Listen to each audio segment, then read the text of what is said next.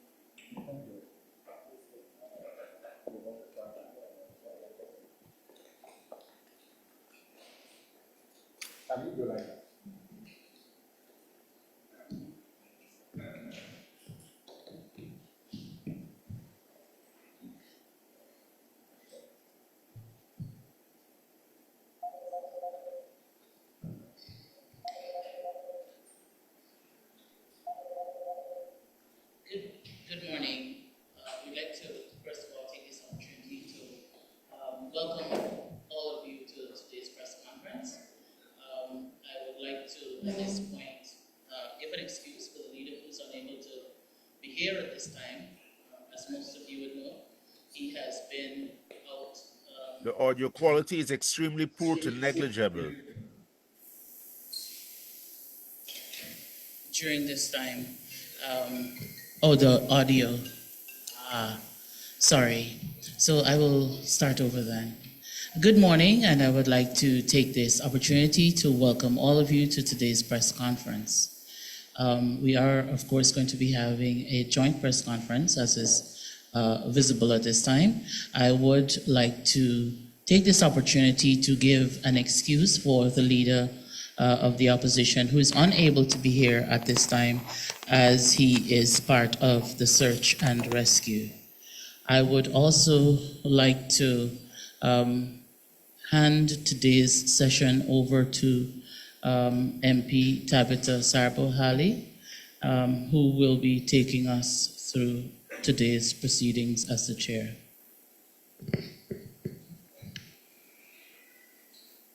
Good morning, members of the media, fellow Guyanese, and everyone joining us live and across the country, maybe across the world as well.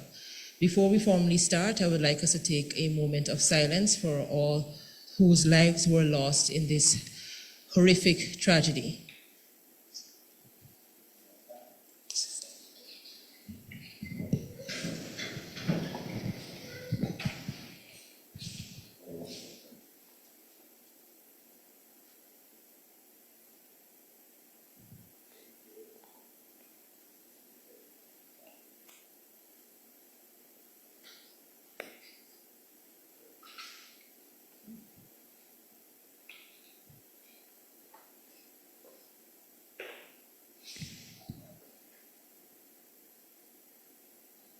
You may have your seat. Thank you.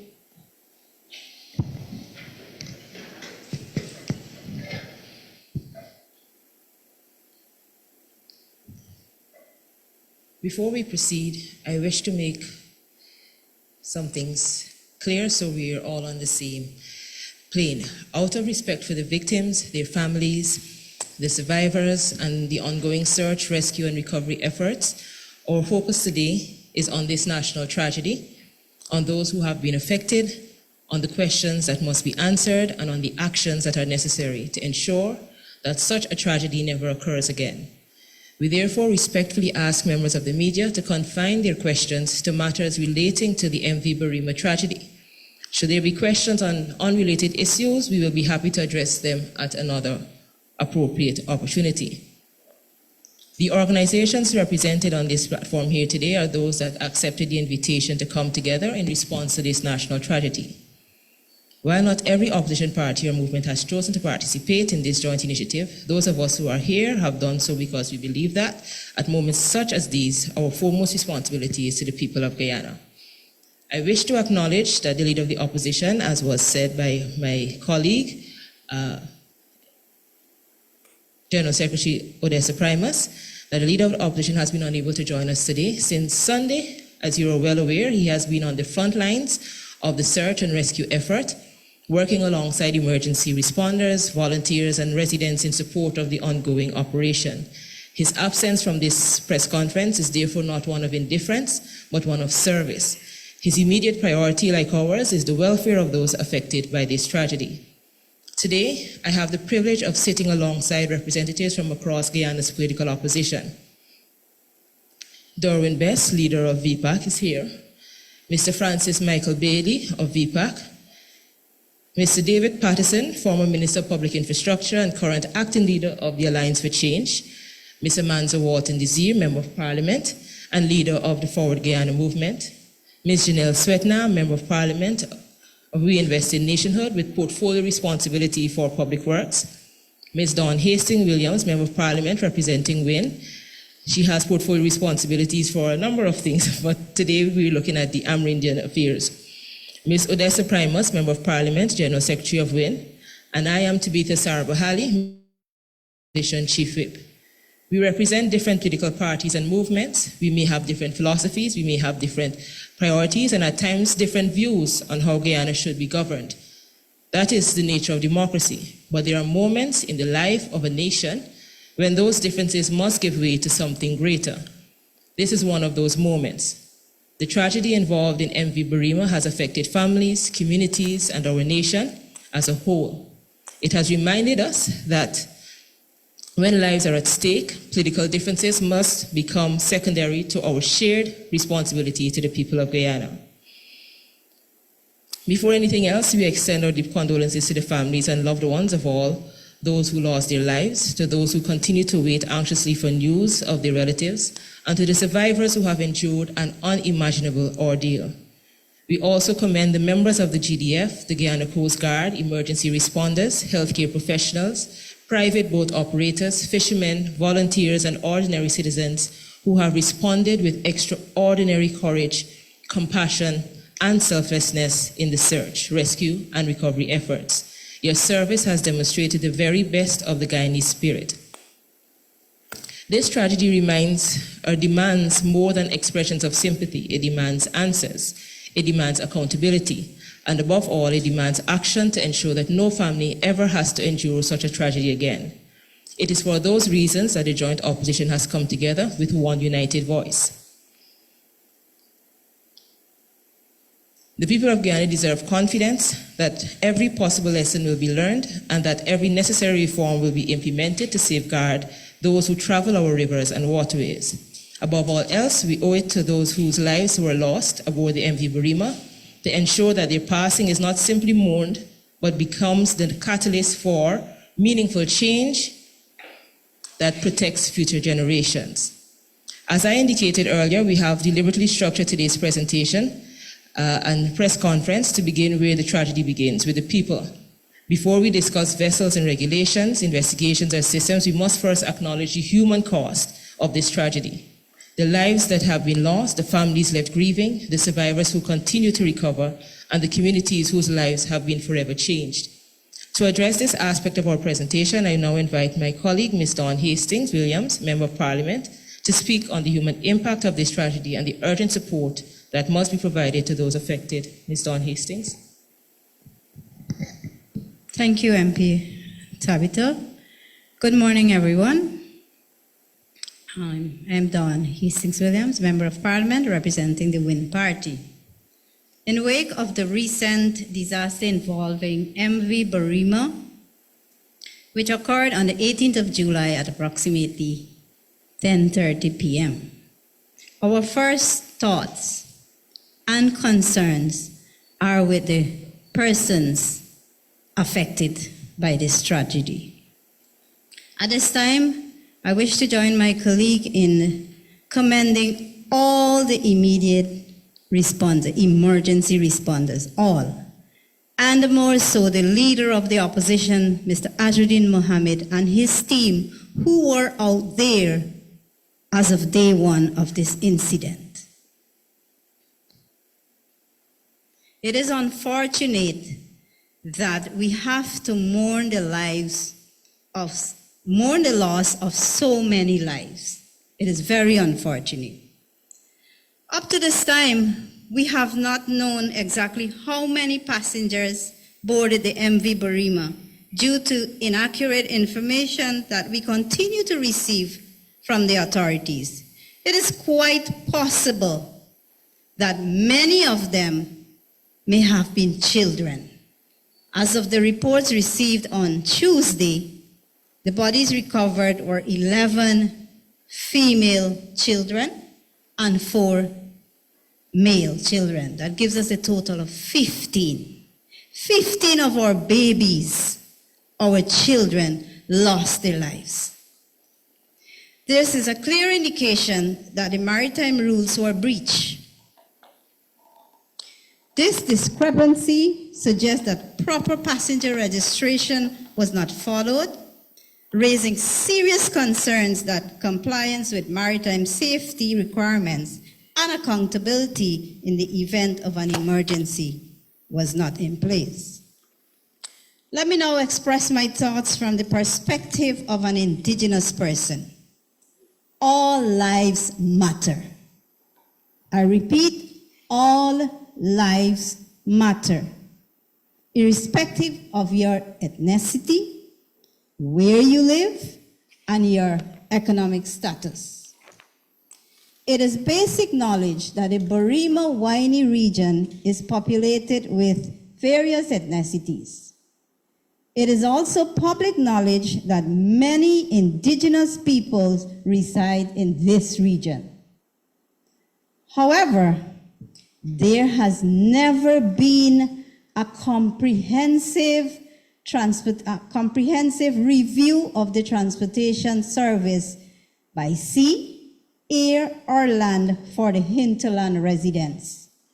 In the 21st century, our indigenous communities are still forced to travel by river or sea because an airlift from Ogle to Mabaruma, Port Kaituma, or Matthews Ridge, costing 55 to 60,000 Guyana dollars, remains a luxury to most of us, and we cannot afford it in this oil-rich country.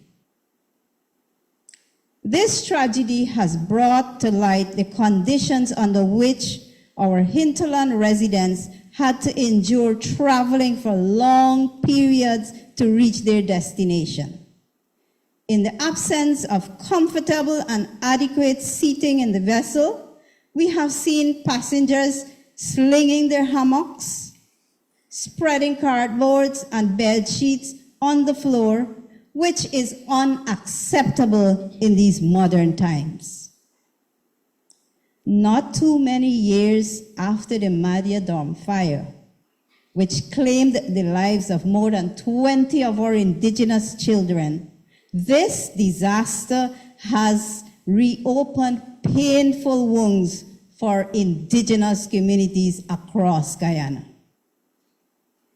We are aware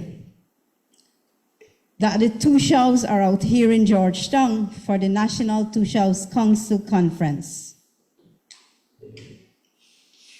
I call on our indigenous leaders to demand justice for the families who have lost their loved ones. Men, indigenous men, women, children, or babies. And in no less terms, I ask that the leaders demand for a long-term psychological and trauma support for the survivors and the bereaved families. As indigenous peoples, we are frustrated and tired by how this government continues to treat us as if we do not matter.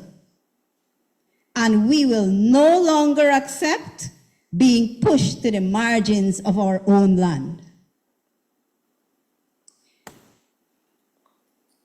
At this time, I also want to join with the Amerindians People's Association and my colleagues in the joint opposition in calling for the resignation of the Minister of Public Works, Bishop Juan Ejiel.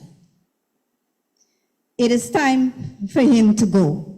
He has failed us. He has failed the Guyanese. He has failed the indigenous people. and as a whole, he has failed the country. We call on the public to keep the affected families in their thoughts and prayers. Let us stand together, united, as we mourn the loss of our beloved ones. I thank you.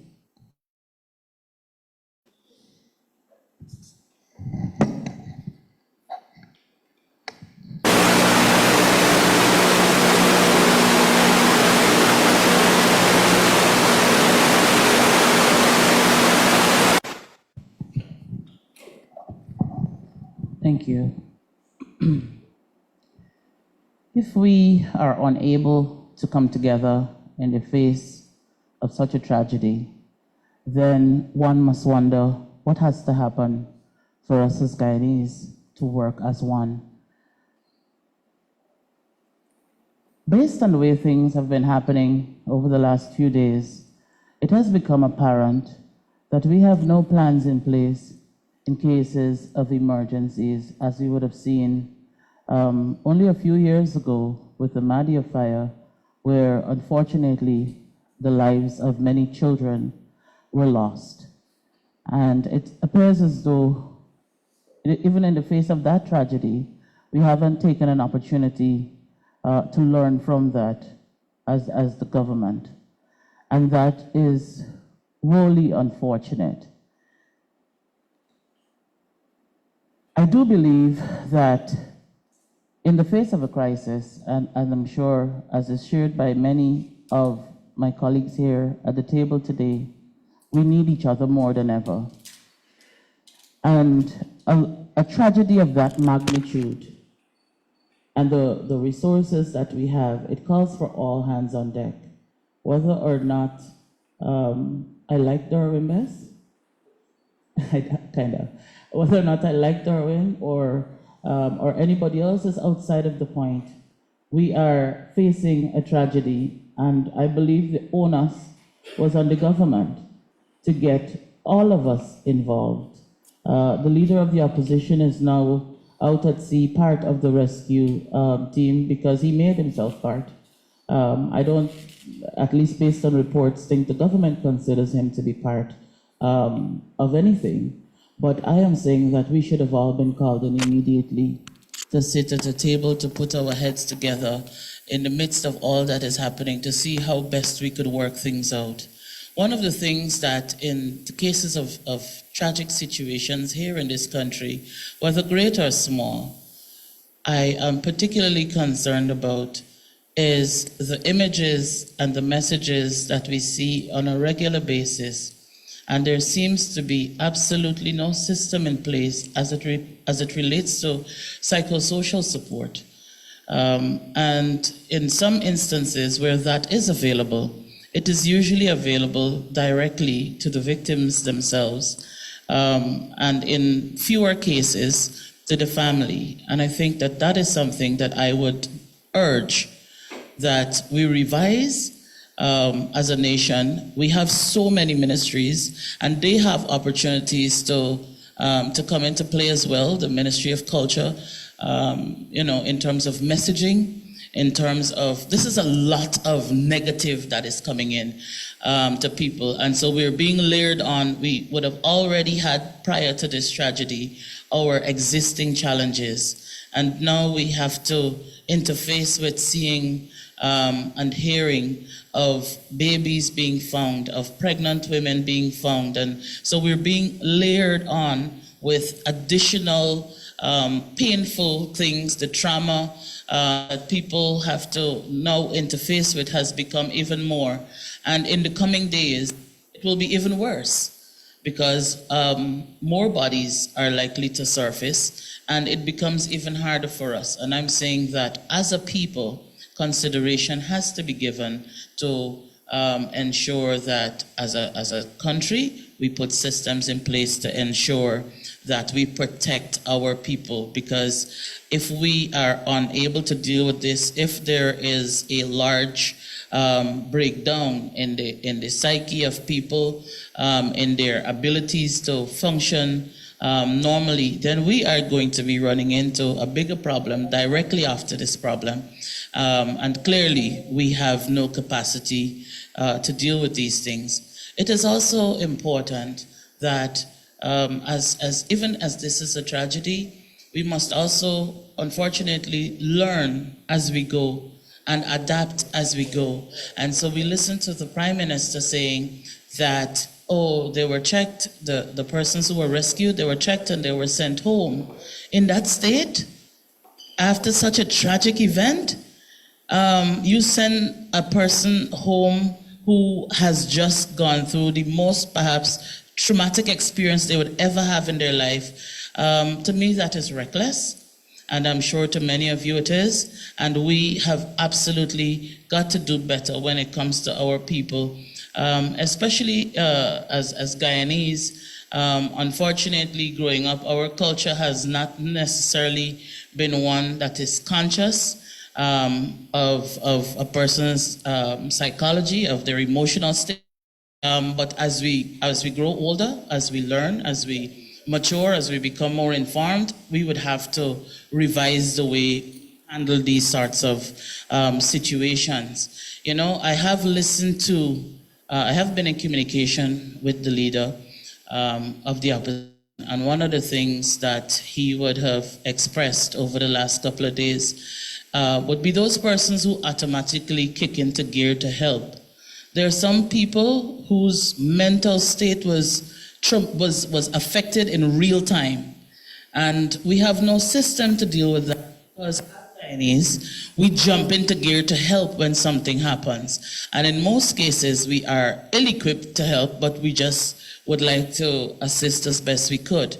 And even in the case of the fishermen who are there on sea working and are helping, it has now opened the door for us to ensure that all of our fisher folk are trained as it relates to psychology and the helping in these situations. It doesn't have to be anything in depth, but at least give them the capacity to be able to deal with those things, one, and two, for us to ensure that we have a support system for those people who are helping. We have private entities who would have had people jump on board to help.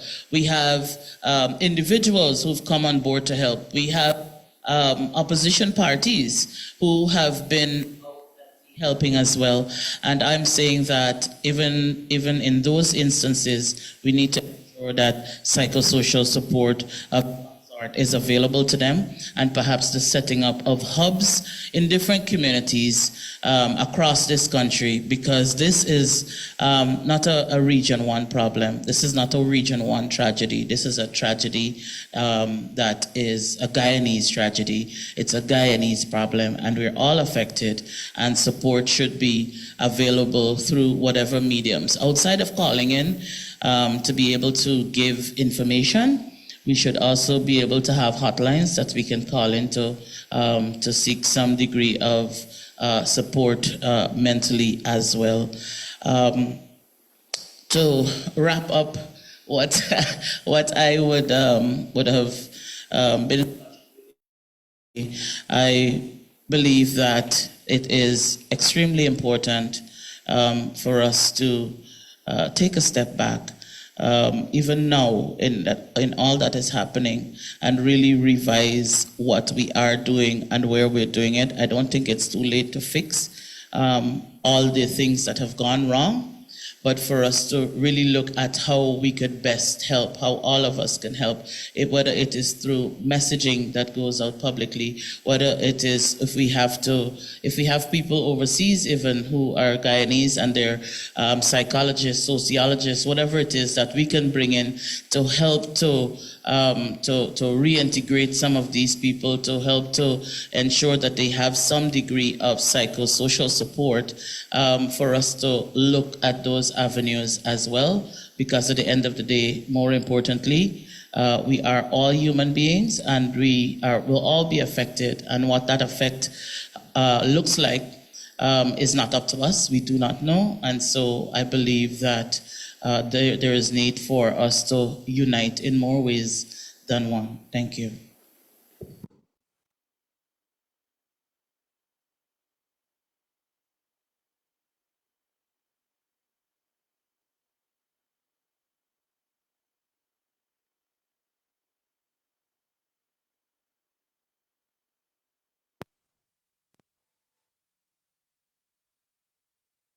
available to be able to assist in any way that they can virtually as well.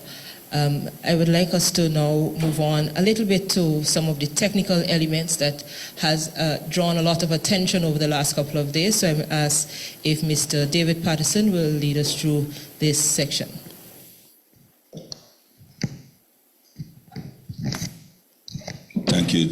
Thank you, Tabitha. Good morning, members of the media, and thank you for being here. I would first like to express our condolences to the families of those who would have tragically passed away, and our prayers.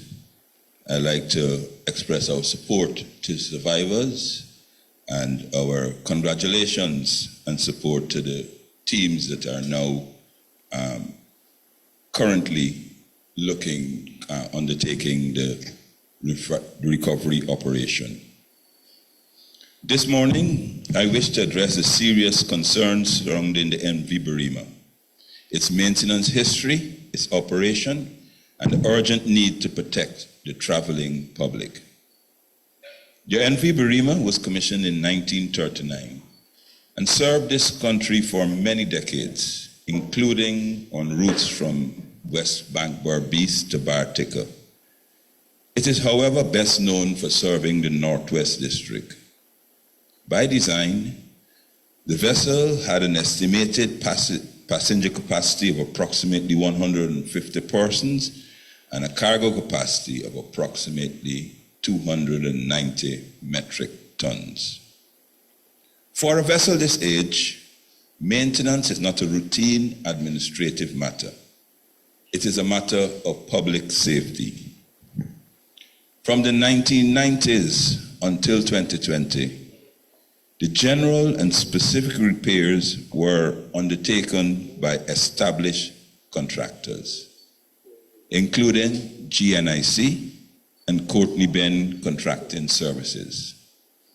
Because of the age of the vessel, several structural components had to be specifically fabricated overseas by specialist companies. These long-standing arrangements mattered. They helped ensure that the vessel had access to the specialist parts, knowledge, and technical support required to keep an aging vessel operating as safely as possible. After the change in administration, those arrangements were disturbed. Contracts previously awarded to Courtney Ben were withdrawn, and that company was forced into liquidation.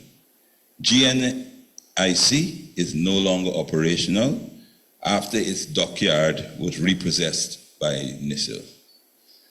As a result, maintenance and servicing of the MV Barima were handed to another company whose primary business was fishing. Let me be clear. This is not a personal attack on any contractor. The real issue is whether the critical link to the specialist fabrication, replacement parts, and proven maintenance systems for a vessel of this age was broken.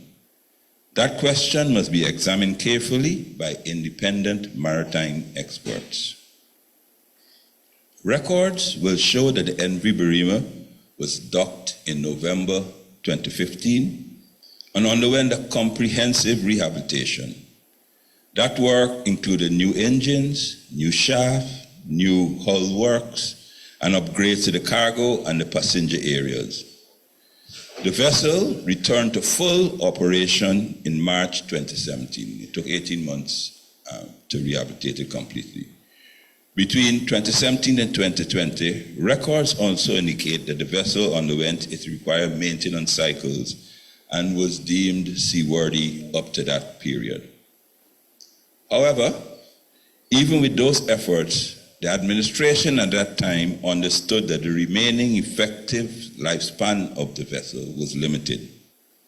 This is why, through a grant and loan arrangement provided by the Government of India, designs were advanced for the procurement of a new vessel for the Northwest route.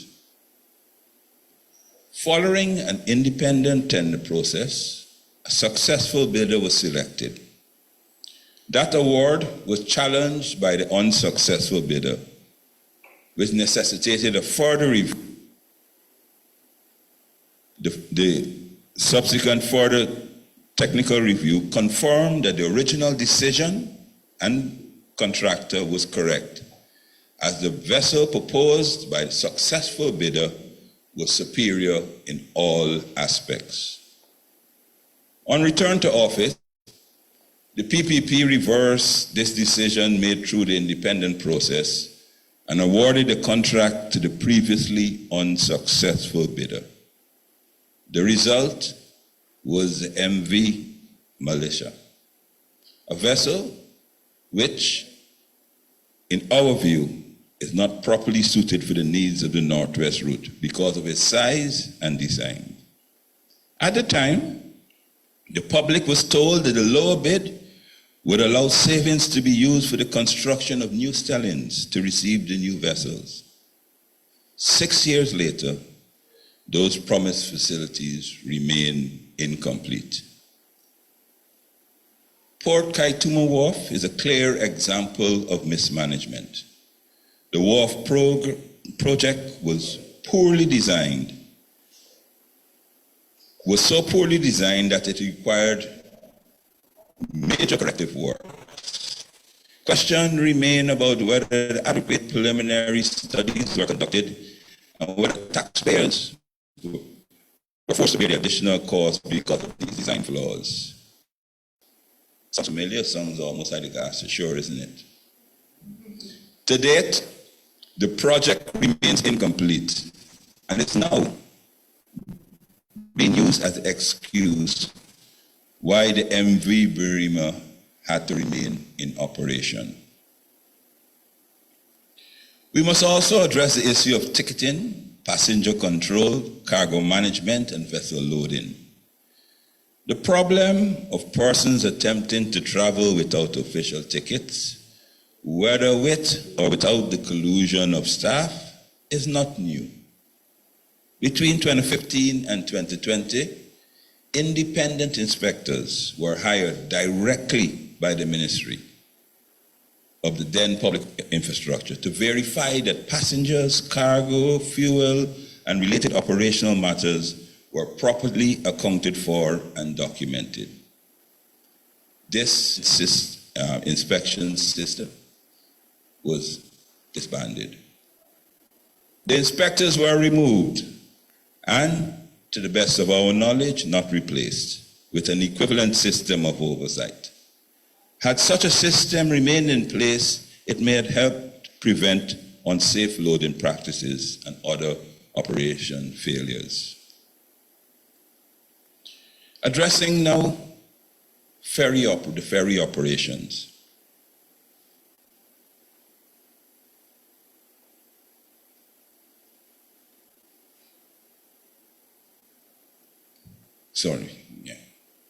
Today, we are calling for some urgent actions.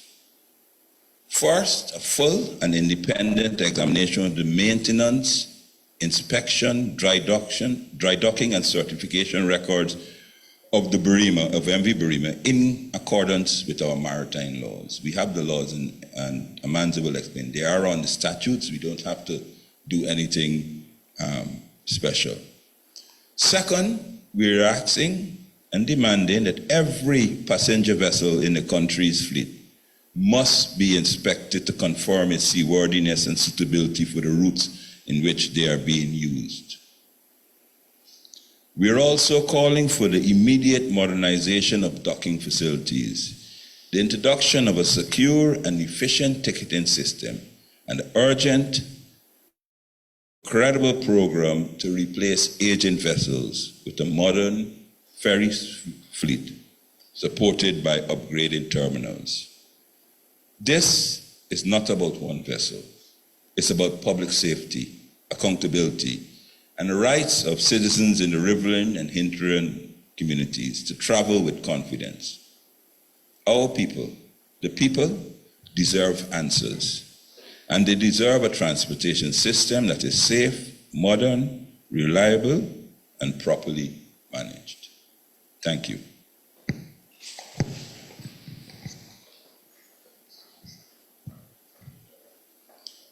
Thank you, Mr. Patterson. I think he gave us a clear understanding of why we are where we are at this stage. I wouldn't say much because I know a lot of questions will be asked. I will just hand this over now to Mr. Derwin Best for him to make his statement. Good morning. Good morning to the press and viewers around Guyana and around the world. First, I want to call on each and every one of us, pastors, churchgoers, to pray, not just for the victims, but for Guyana. Today, as we come together as a united opposition, I want to focus on the failures that was publicly displayed by the minister himself. I've seen a lot of call for an independent investigation, but there's also a call for criminal investigation for some admission that was made public. The minister would have admitted publicly that this vessel was due for dry dock. I asked of the press and every right-thinking guy needs to look at that recommendation. In that recommendation, it says the two main turbos needs to be changed. What is the turbo used for? To give the engine power. Why would you, if the captain recommend this ship needs turbo, send that same vessel at sea? Immediately, there should be criminal investigation and charges being laid wherever it should be.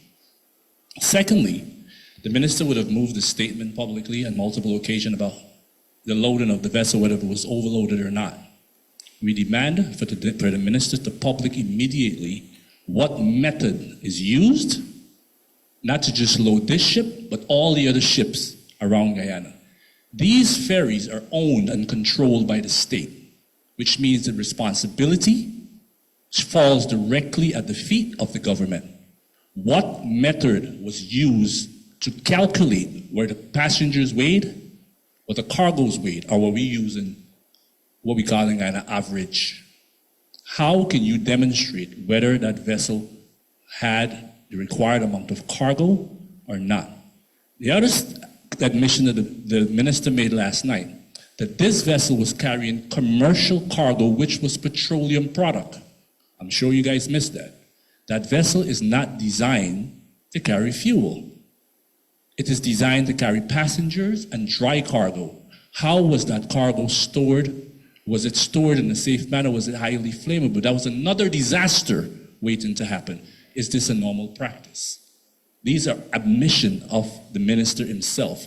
Those three right there, I believe, should call for an immediate criminal investigation for the negligence of the people responsible for the 150 lives that we are now sitting here mourning.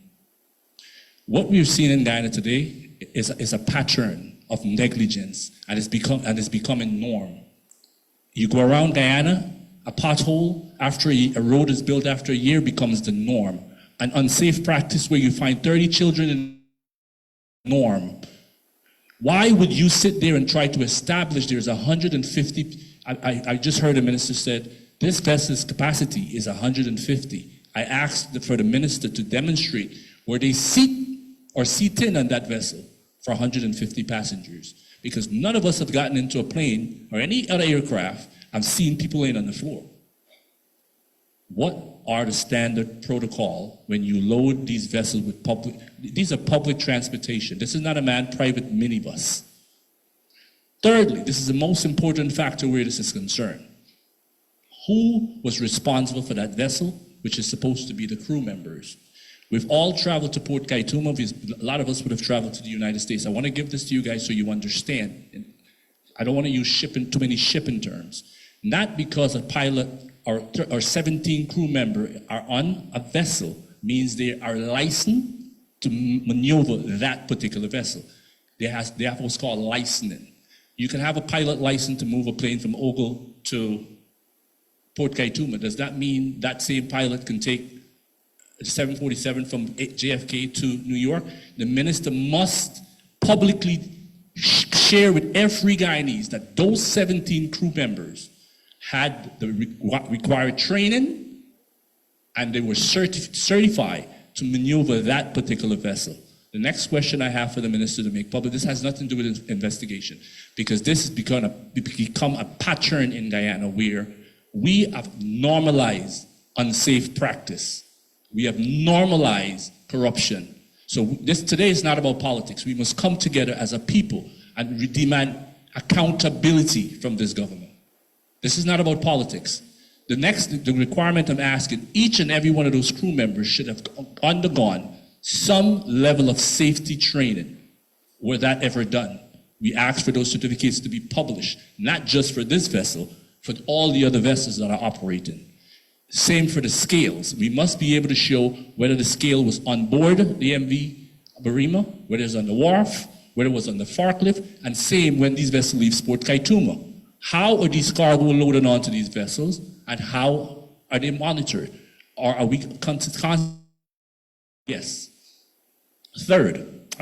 Next, what was the navigational system that was on this vessel? We are now in 2026.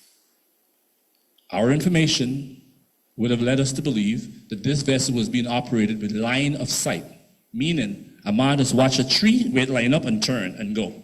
They had absolutely no navigation equipment on a vessel. Even our phones today, I was able to find my way here today by using my cell phone.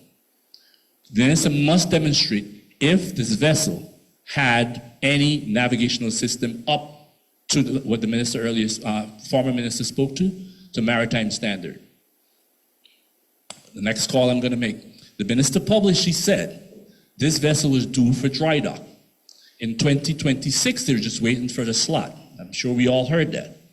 If this vessel was docked in 2024, the average vessel is docked every 3 years. That's maritime, 3 to 5 years. Why is this vessel ready for dock in less than 2 years with a list of deficiency as long as it is? One of the deficiency that you saw is for them to pour cement on the floor. The only time you pour cement on the floor is when there's leakage. This is a recommendation that is on the internet, that is published by the same government. That's a part of the tender. The other thing I spoke to is beams that are unsafe. Now, if all these deficiencies were displayed or was reported by the captain, why was this vessel sent to sea? Why is our indigenous people, is our Guyanese people continue to be treated like third and fourth class citizens when we are now not just Guyana, but an oil-rich Guyana? I hope and I pray that the people of Guyana wake up and come together and unite, because leave your party card at home. This is no longer about politics. This is about survival. I thank you. Thank you, Mr. Bess. We will now move straight on to Mr. Francis Bailey, as he gives us his presentation. Thank you so much, Tabitha. Good morning to the press today. I'd like to thank you for joining us, and I'd like to fit myself somewhere between my esteemed colleagues, Ms. Walton Desir and Mr. David Patterson, with a brief exposition on our reasonable expectations of a fair investigation. Now, I think everyone knows by now I would probably sit here and happily speak for 2 hours. So I prepared a statement. So in the interest of efficiency and expediency, we don't have to sit here for too long. But this is what I have to say, and I said I'm fitting myself somewhere between Mr. Patterson and Ms. Walton Desir, because Mr. Patterson would have just started on the topic of what it means to have a full investigation. And I'm sure Mr. Desir will continue with some of the more technical aspects of the maritime law that relate to this particular case. So today we're not here to prejudice the outcome of an investigation. We're here to set out what every Guyanese should expect from one. The sinking of the MV Barima has shaken our nation. Families deserve more condolences. They deserve answers. And these answers must be based on facts, evidence, and independence, not politics and public relations. A credible investigation in Guyana must ask the difficult questions. Was the vessel seaworthy? Were maintenance schedules followed? Was the vessel overloaded? Were safety regulations enforced? Were emergency procedures followed? Did regulatory agencies carry out their responsibilities? And every single possible contributing factor must be examined without fear or favor. Evidence must be preserved immediately. Survivors, crew members, first responders, and witnesses must all be interviewed while the recollections are still fresh. Maintenance records, inspection reports, cargo manifests, communication logs, and all relevant documents should be secured and made available to the investigators. And more importantly, this cannot be an investigation where the government investigates itself behind closed doors. The process must be independent and transparent. It must also include qualified marine experts whose credibility is beyond question. The families and the public deserve regular updates, not rumors and not speculation. And finally, the purpose of this investigation must be bigger than assigning blame. It must identify every failure to occur and produce recommendations that prevent another family from experiencing this pain again. Our expectations are simple. First, we call for the publication of the investigation's terms of reference, the names and qualifications of the investigators, and regular public updates. Second, we demand that the final report be released in full, together with a clear timetable for implementing every safety recommendation. Too often in Guyana, when tragedy occurs, there is a moment of public outrage, there is sadness, grief, and then too often, unfortunately, we go back to being silent and ignoring the problem at our peril. I think I'm joining every single person at this table here today in hoping and in fact demanding that this is a never again moment in our history where never again would we have to open up the newspaper and learn about pregnant women, babies, children, elderly of all races, of all ages, and all dispositions meeting their end in such a tragic manner. That should be a stain on the conscience of the nation, and we would do right by each other and the future citizens of this nation to make sure this is the first and last time something like this happens. Thank you. Thank you, Mr. Bailey. I will now hand us directly to MP Wharton as she gives her presentation.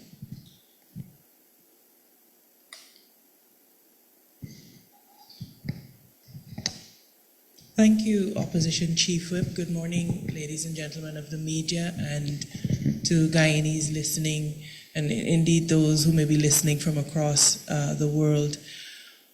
Our thoughts this morning remain with the families who've lost loved ones, those who are still waiting for, and the survivors who have endured unimaginable trauma.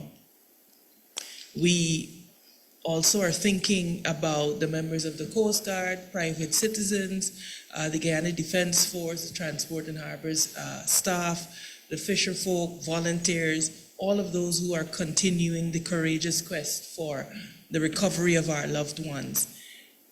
I think nothing that we say today should distract from the human tragedy that has unfolded in our country. But this tragedy, in my view, demands more than condolences. It demands, as has been echoed by my colleagues before me, a fair, independent, and capable, a fair and independent investigation, capable of commanding public confidence. The reality that we're seeing here is that Guyana's development has outpaced its institutional capacity. And unless we build institutions that are equivalent to our growth, more Guyanese will pay with their lives. I think I want to emphasize that whilst we mourn, our responsibility as legislators is not just to mourn, but to ensure that this never happens again. So I want to make and confine my comments this morning, at least these initial comments, on the critical aspects of our legal and regulatory framework that should underpin our government's approach to this matter at this time. Now, every serious marine casualty requires an independent safety investigation. We want to emphasize that that investigation is not about assigning blame. It is about establishing the facts and identifying the safety failures that have allowed the tragedy to occur. It examines every aspect of the occurrence, including the vessel's maintenance history, surveys, certification, inspections, operational management, regulatory oversight, and the actions and decisions that contributed to the casualty. Its purpose is to determine not only what happened, but why it happened and how do we prevent it from happening again. I want to note here that last evening at the government's press conference, Prime Minister Mark Phillips repeatedly referred to a commission of inquiry. And that reference in and of itself raises an important legal consideration. Which commission of inquiry? Is the government proposing a commission of inquiry established under the Commissions of Inquiry Act? Is it referring to the formal investigation provided for under Part 18 of the Guyana Shipping Act? Or is it referring to the marine safety investigation required under the International Maritime Casualty Investigation Code? And it matters. It matters because these are not interchangeable terms. They are very distinct, separate legal processes with different purposes, different powers, and different legal consequences. Most importantly, the marine safety investigation required by the International Maritime Organization Casualty Investigation Code is not optional. And I want to emphasize that the government does not have a choice. It is not optional. It is a mandatory safety investigation that Guyana is required to conduct following a very serious maritime or marine casualty, because we have signed on and we are signatories to the International Maritime Organization. And I want to be clear that a commission of inquiry cannot replace that investigation. One exists to improve safety. The other examinations or investigations may examine broader questions of public administration, the question of accountability, and culpability. So they cannot be interchanged. Point to note as well is that a commission of inquiry takes considerable time. Meanwhile, evidence is lost, memories fade, and opportunities to establish facts disappear. This is precisely why the legal framework requires that a marine safety investigation begin immediately. I want to be clear that Guyanese have had enough. We've heard enough. We are tired of that there will be no stone left unturned. We are tired of hearing that there will be full and independent investigations, and we've watched commissions of inquiry after commissions of inquiry, and we are frankly exhausted.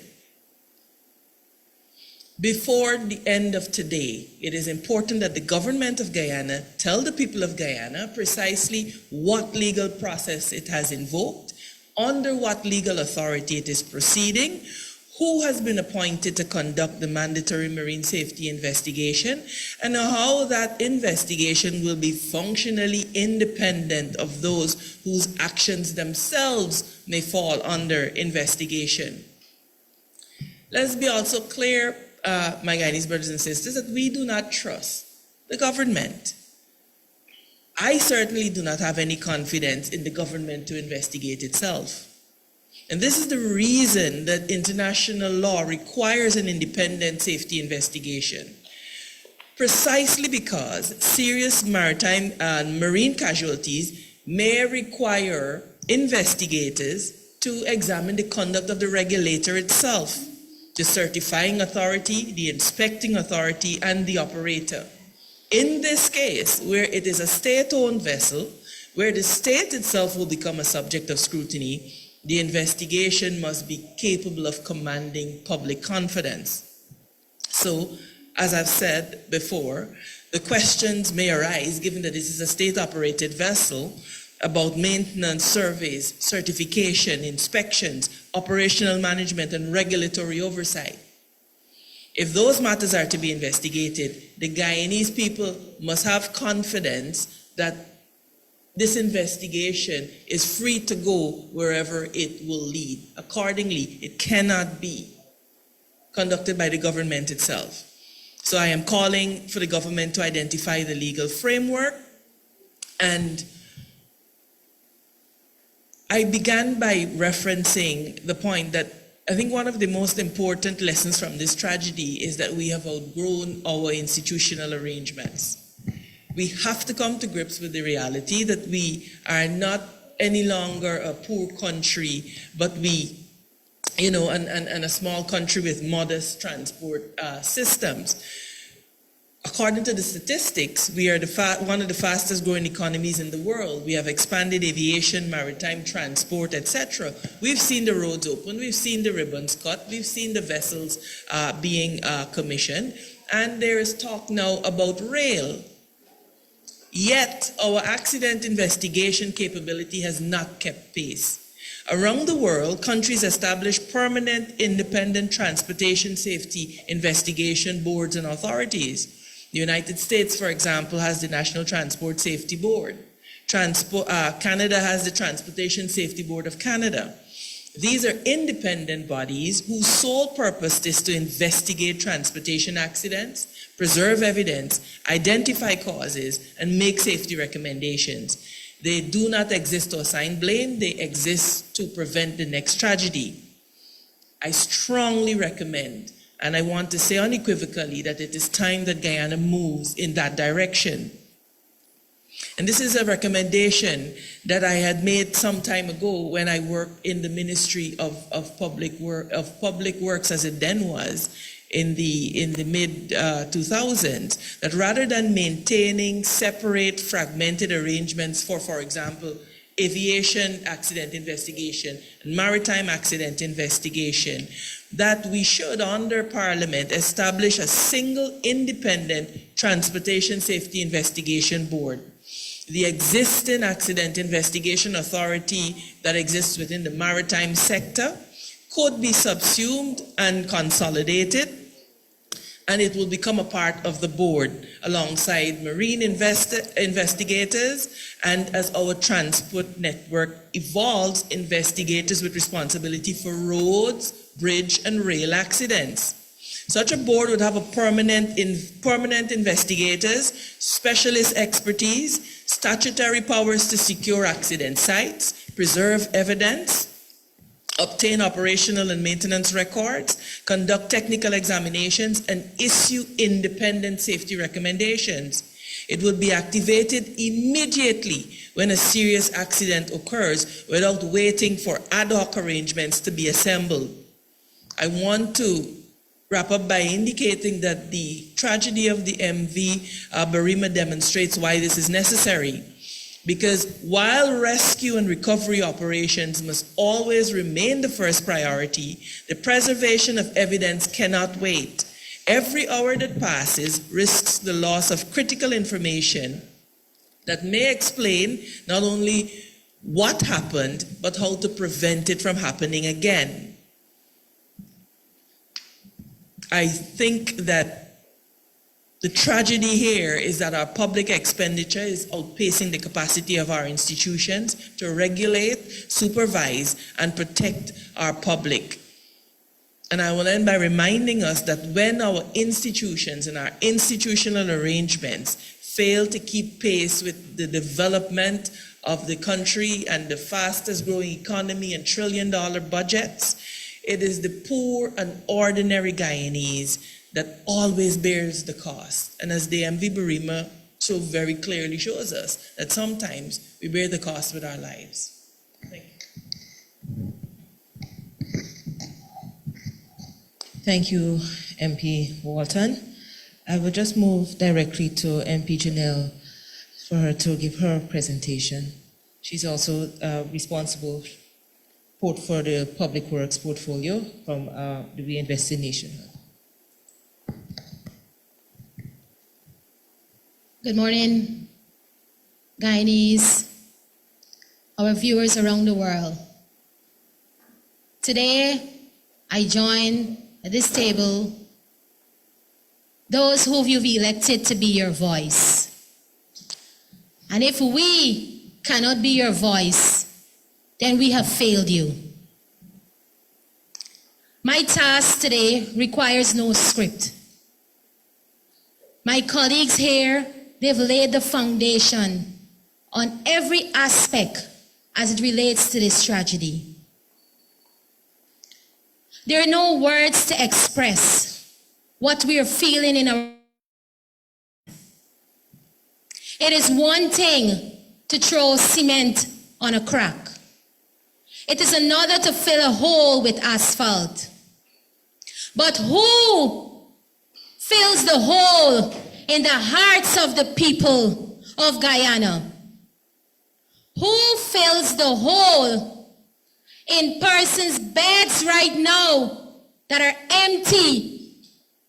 Who fills the hole in the arms of the mother that is crying for her baby? Who is filling the hole for the brother, the sister, the aunt, the uncle, the daughter that is crying for her father and uncle that cannot be found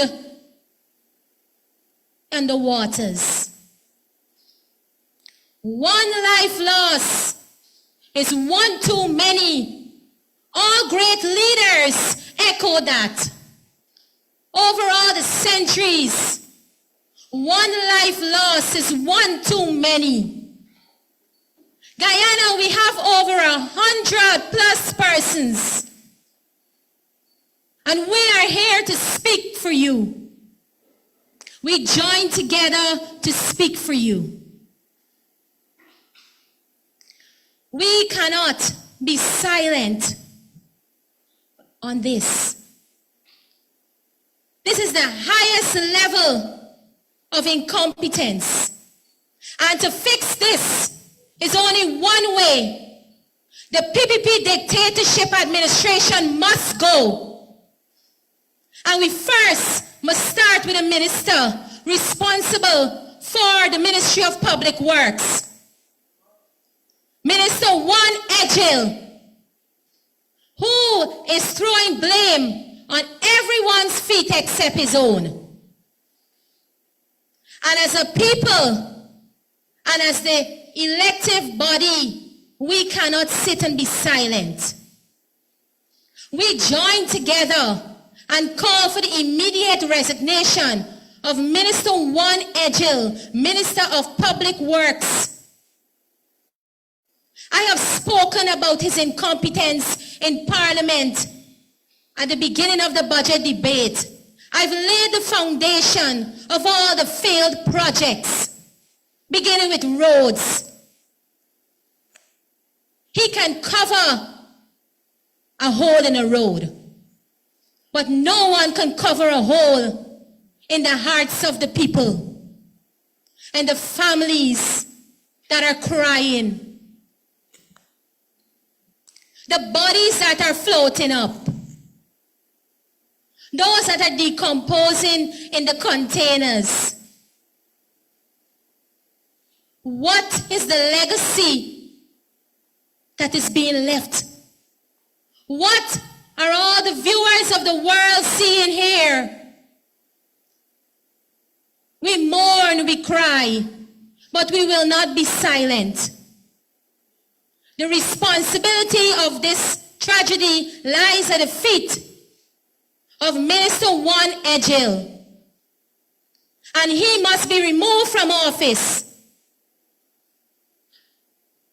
VP Barajagdio, he said that all those who are responsible for this tragedy will suffer the consequences.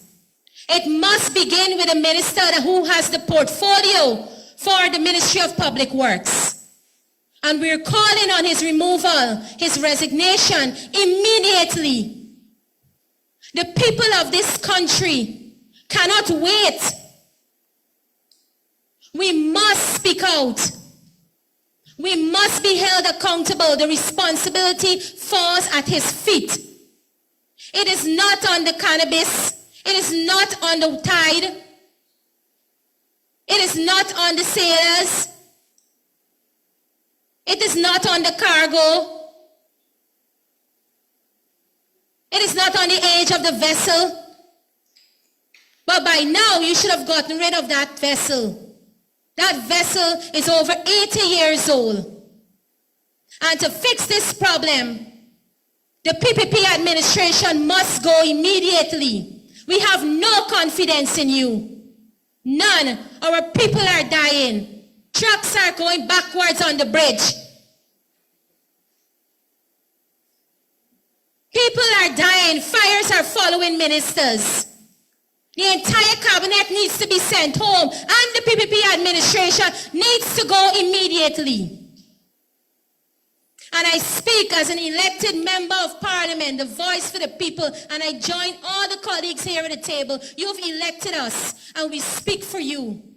We speak for you. The PPP administration must go immediately. Let it be clear. The responsibility of this tragedy lies solely at the feet of Minister Juan Edgell and the PPP dictatorial administration. Thank you.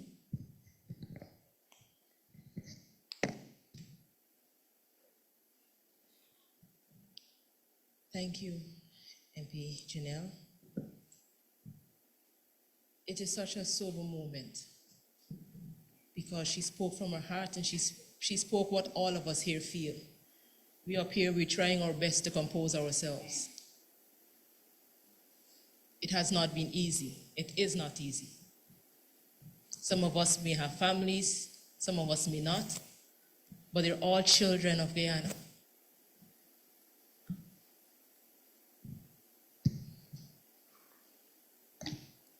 Before we conclude, allow me to leave the people of Guyana with this message as we open up for questions. Today, the joint opposition has spoken with one voice. We have honored the victims. We have stood in solidarity with the survivors and their families. We have outlined the serious questions that must be answered, the reforms that must be pursued, and the actions that are necessary to restore public confidence in the safety of our nation's waterways. There must be truly an independent investigation, free from political influence and supported by the expertise necessary to establish the full truth of what occurred. We call for complete transparency throughout that process. We call for every piece of evidence to be preserved, for every witness to be heard, and for every recommendation to be implemented.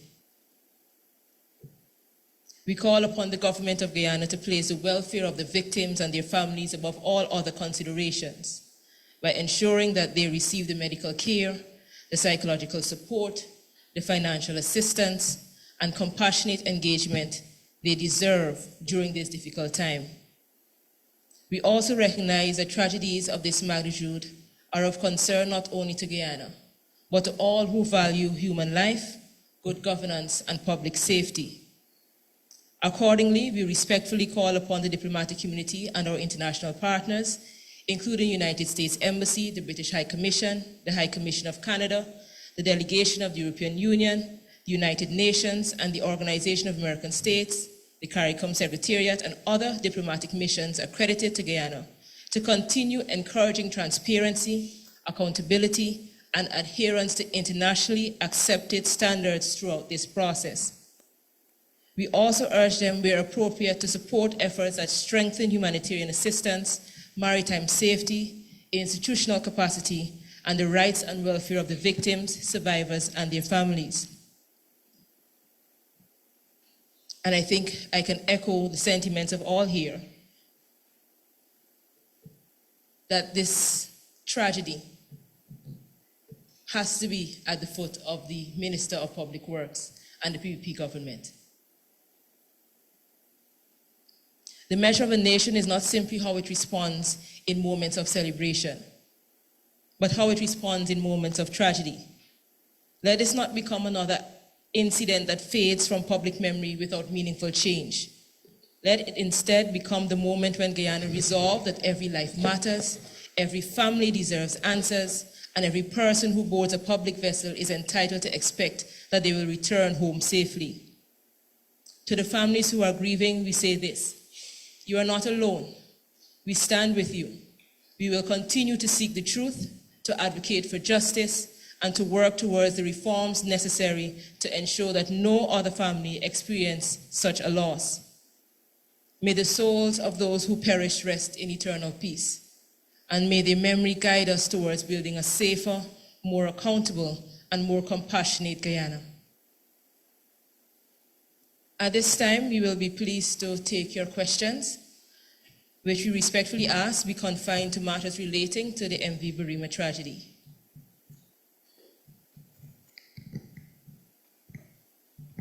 Kiskadi?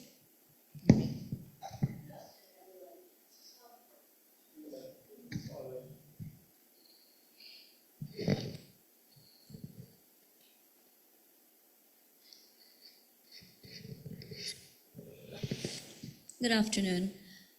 Could you say off the bat why or what response was given by APNU as to their absence here today? We would like to keep the press conference on the MV Barima. At the beginning of the press conference, I stated that all those are here, those who accepted, and we'd like to keep it at that for now. Thank you. Concerning, there was some concerns about the commission of inquiry into the Madia, what happened at Madia, that it was not good enough and so on. MP Walton mentioned she doesn't trust the government to investigate itself and so on. Whom do you believe should head this commission of inquiry? And should we be looking overseas, in the region? What are your suggestions for this inquiry? I want to be clear that there has to be more than one investigation.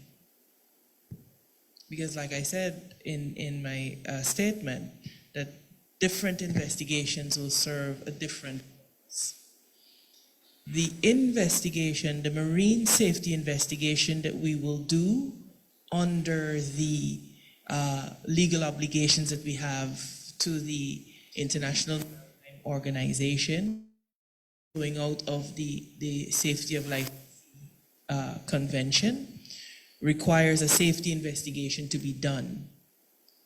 It is my strong recommendation that this government call on our international partners, as the President so loves to say.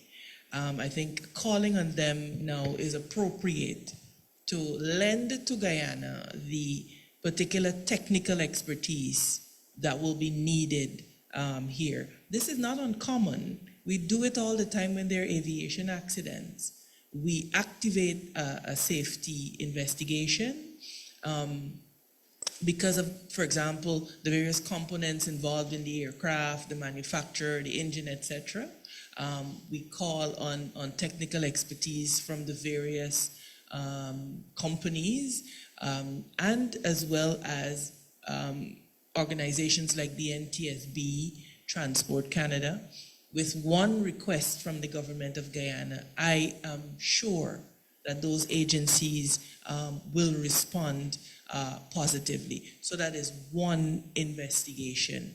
And like I said, that investigation is not to apportion blame or liability. It is to learn what the problems were and how do we stop this from happening again. And then there could be a commission of inquiry under the Commissions of Inquiry Act. I truly believe that it should not be anyone in any way, shape, or form associated or affiliated with the government.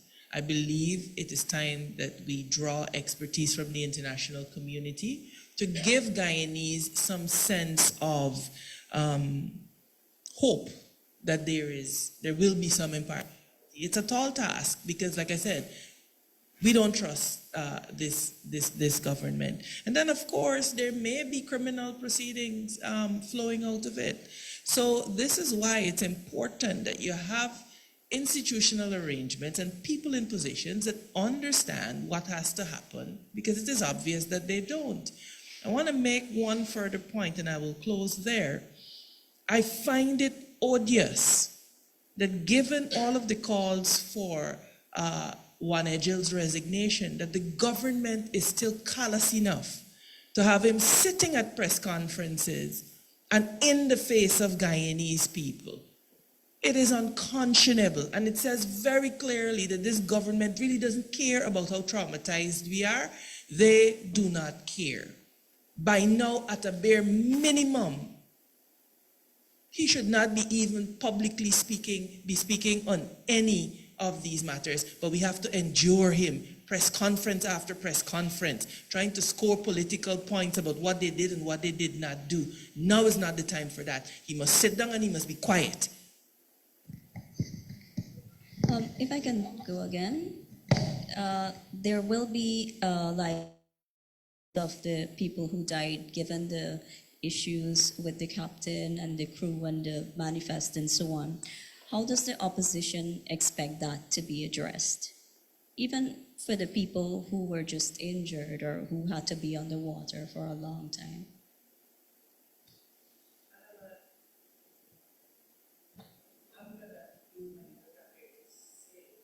So, yeah. The issues of liability will flow directly to the state. This was a state-owned vessel. And state-owned vessels, vehicles, etc., are usually not insured. That is because the state underwrites any liability that could occur. So the state will be liable. And then you have the Madhya Dam fire as a blueprint about what the families should not do. Because you had a certain person who is now a minister that caused the family to sign undertakings waiving their legal rights for $5 million. And so immediately, and I think that this is something that the opposition may be able to assist with, is to assemble a battery of lawyers to provide legal advice to those persons, to the families, because this could very well end up in something like a class action lawsuit if the government is unable to come to some kind of proper settlement of this matter for families. I mean, there's a little girl that has lost her mother, her father, her sister, her brother. How are we ensuring her welfare, that she goes to school? And so I think a strong legal team has to be assembled to make sure that these families do not fall through the cracks. I am aware that emissaries of the government are already approaching victims' families. And so, of course, while you can't compel anybody to do anything in terms of what they want to accept or don't accept, I would strongly recommend that a battery of lawyers be assembled to really give some legal aid to the family members and the survivors of this tragedy. Last question from me.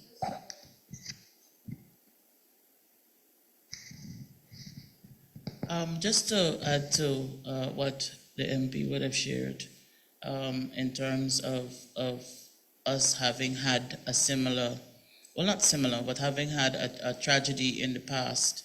I would have noted as well my colleagues here from VPAC making a call, even on social media, for persons to avoid signing any form of documents at this time, where, you know, people may not necessarily be in the best state of mind, they're grieving and these sorts of things, and they may be approached to do same. It is at this point that we have got to remain extremely guarded. Additionally, in my conversation with the leader in terms of what we should share as it relates to his willingness and commitment as well to helping, whether it is with the legal fees, to ensure that those persons, those victims, are given what they should be given, even though that may not necessarily look at like a particular figure, because currently the matter that was referenced by my MP before would have stated that the people from the Madia fire, well, some of them unfortunately were made to sign that document, and those who did not sign those documents to date are in court being fought by the state with a series of high-profile lawyers. And so it's not necessarily going to be a walk in the park in as much as we are saying that this is a heartbreaking situation. As we have said with the Madia situation, the government still found it, I don't want to say in their heart because there is no demonstration of same, but they still found the courage to fight those poor indigenous families with some of the biggest lawyers that they have. And to the best of my knowledge, some of them are not even from Guyana, that make up that panel there. Pardon? That makes up the team, yes. And so that is wholly unfortunate, but I would like to boldly say, even though the leader of the opposition has indicated his willingness, that all of us are willing. I'm sure that the AFC, they have some lawyers. MP Amanzes also may not be practicing, but also a lawyer and able to assist. So I'm almost certain that as a collective, we are able to pool our resources and energies to help those families as it relates to getting some sort of legal help so that they could make the best decisions going forward. Thank you. And just one last question from me. Mr. Patterson, you mentioned all of the efforts the Afghan government would have made in having that vessel in a pristine state by 2020. The government is saying, though, that the last time it was serviced was in 2024. So based on your knowledge and your experience in the field, how did we get from it being maintained in 2024 to what has just happened? Hello? Yes. Maintenance of these vessels are quite regular. What I try to outline is that you can't just pull up to any dry dock, put on a coat of paint, fumigate it, and say and put it back out onto the river, onto the ocean, and say that it has been maintained and it has been seaworthy. I try to highlight without be very specific. The shafts, the drive shafts, I could remember that particularly. The drive shafts for the propulsion system. They're not the engine. I'm talking about the propellers and those things. And they had to be specially fabricated in Europe in a fabrication old fabrication yard in Europe. So you can go and carry it into dry dock, and a guy sprays it, sandblasts it, and obviously, and it looks nice and new when you send it back out, but the metal fatigue still remains because you haven't done a good job. So, I was trying to highlight that for 30 years before, there were certain companies that always wanted to bid. Actually, no one, it was a two-horse race for 30 years. And everyone knows, and every bidder knew why, because they had established linkages with specialist fabrication yards. So we gained no confidence in the government saying that they dry docking or they did rehabilitation work in 2024, what they should do, and they should actually sit down and start telling you what they did. and but we know who did it. What exactly they've done, because a boat, the integrity of boat is not the visual areas in which you see. That is exactly what has transpired here. So therefore, you can have a lovely coat of paint, but it's leaking on the inside. I mean, reports are that the vessel was taken in water.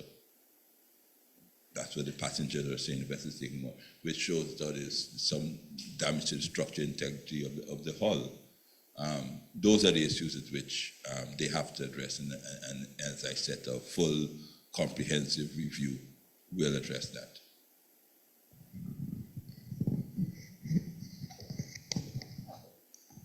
There is a question on the Zoom link. So we'll start off with Iva. Would you like to hear from there?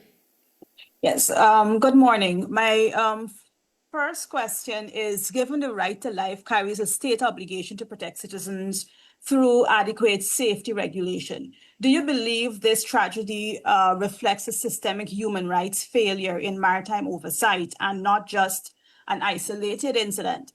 And my other question is to Mr. Patterson.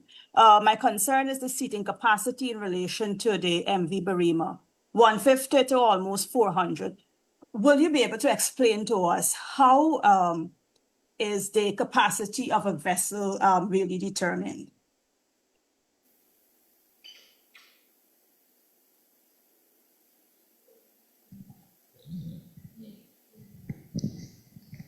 It could. Testing. In response to Ms. Wharton's question about the right to life, it is entirely possible that it could. You see, again, this is where you have to emphasize the importance of institutions, institutional arrangements, legal frameworks. These are very boring issues. They're not sexy at all. But these are the underpinnings of the safety, the dignity, and the right to life of our citizens. And so it could very well be, and I do not want to prejudice any inquiry, so I will not even try to lead them down that line, but it could very well be that a commission could find that the actions or the failures or the lapses were so egregious that they constitute a flagrant violation of regard for the life of Guyanese citizens. Albert, thank you very much for that question. The maximum capacity, not passenger, maximum load that a vessel can take is determined by its size, its length, width, depth, draft, etc. So, and it's a finite number. But what is done, in the old days, slave ships, the slavers didn't carry any cargo, so you could have said they most willingly could carry 600 persons, not passengers, 600 persons, because they carried no cargo. In the modern era, if you have a cargo vessel as well as a passenger vessel, there's specific computations. There's a hull, which is the area, the storage area below deck. Once you've established the hull, you say, oh, that is for cargo, and then you compute what the weight distribution is left. In the case of the MV Barima, and I challenge Marod, because if Marod is going to get up and say that they have 394, I challenge him that.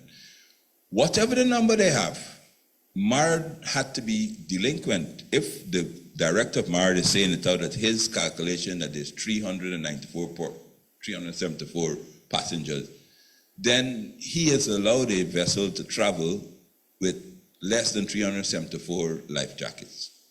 You think about that. If you have passengers and you say that I am certifying this vessel for 374 persons, you must have at least 400 life jackets, right? So that's where this story becomes to unravel. What they're trying to be clever to protect their incompetence is trying to say that, all right, if you have less cargo, we can carry more passengers. It does not certified for a fixed finite amount. So therefore, 150 is Barima. On the MV Barima, I know for sure in 2017, which is documented, there are 200 adult life jackets, because it's 150 passengers and crew, but you actually cater extra, and 25, I think, children life jackets because it was certified for that. The new vessel which they procured, MV Malaysia, is 274 passengers, and it's 3 times the size of Barima. They're just trying to say that yes, if you have no cargo, 374 passengers can when it cumulatively add up the weight, can be on the vessel, but it's certified for 150. And that's how you certify. You certify it, you calculate the finite number of passengers that you certify for, plus the load, and that's the limit. So, but I do want maybe Ms. Wharton, you could ask the director, because I'm sure they'll be on there this evening again, that if the vessel, as Ejel has said, and based on his sliding scale, which is that the less cargo you can have more passengers, what is the MARA's computation of the passengers that should have been on the vessel? Because Ejel said the vessel had 268 metric tons of cargo. So how many passengers has he calculated based on his sliding scale that the vessel could safely accommodate? And ask him who makes that calculation, because you can't put that back on the captain. He's not a mathematician, right? He's not the man that's supposed to decide, listen to me, you put in a pound of potato, I got to throw off a passenger. MARA, that is why we set a definitive level. But ask them to give, because they're trying to be clever, they're trying to deceive the people. I would ask you to ask him today. So therefore, if the Barima had 268 metric tons of cargo, how many passengers would you have certified today? And you would hear the fancy dance. And then he comes as though, there's only a few times that I hear things that Jack Dio say, and I said to myself, maybe he has they really think we're stupid. These are things you can go on ChatGPT now and find out. He is talking about steel, tin of steel in those seas like that. Any mariner would tell you, the buoyancy is not the steel, it's the volume. It's the volume that the vessel displaced. They're just throwing out things because they're desperate and they hope that the Guyanese public could be distracted. Never. And I will say this, Ivor, that when I just said 390 something, former members of the Transport and Harbors and MARAD contacted me and asked, where did he get that figure from? And there are people that have been in the Transport and Harbor 35 years. One guy, I thought he probably would have grown up there, he's a former, I won't call his destination, very senior. He's been there for over 40 years, and he said, oh, impossible, never. MV Barima was always 150. Where are they getting these numbers for? MV Kimbia, which is twice the size, is just about 300 passengers. So don't be deceived. They're floundering, and they're trying to deflect, and they're trying to mislead the public.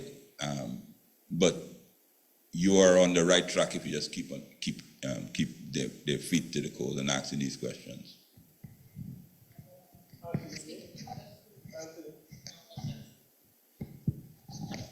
Minister, I'll come to your defense. If we are to go with the, former minister, sorry.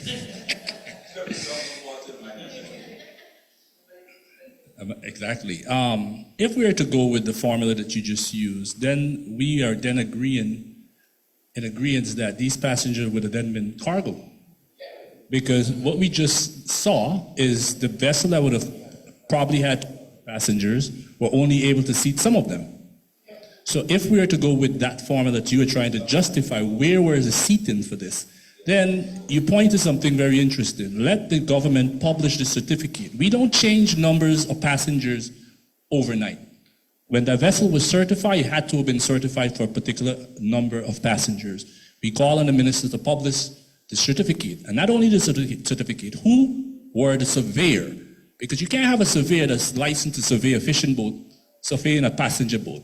We must see the certification also of the surveyor, because maybe that surveyor tell them, we ain't get enough cargo, pack them people in the hole. And that's my response to that. And to answer the question that you asked earlier, on the last dry dock, to back him up, there had to have been a survey before that vessel went into dry dock. The reason they're taking the dry dock, they take it out of water so they can do everything. I am not coming to the defense of Mr. Patterson, but I'm just saying, if the vessel was out of water and it was surveyed, that surveyor should have identified all the deficiency. He don't get to say, I'm gonna leave the ones that the APNU government left and then just fix the ones that, because there's no such thing.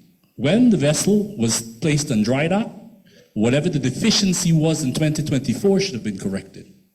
And the fact that we're going back less than 2 years, it is clear that we maybe just change 2 plates, put some paint, and put the boat back in the water. And I'm going back to say this again. Their own survey report that they just published shows deficiency that that vessel is not seaworthy. There is another question on Zoom. Anthony Day? Yeah, pleasant good afternoon to everyone present at the table. Can you hear me? Yes, we can. Okay, I have a question directed to Ms. Amanzo Wharton. Is there any other person that is present at the table?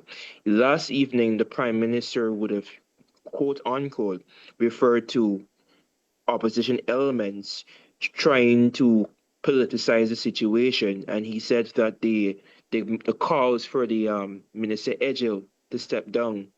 What are your thoughts or response to these statements made by the Prime Minister?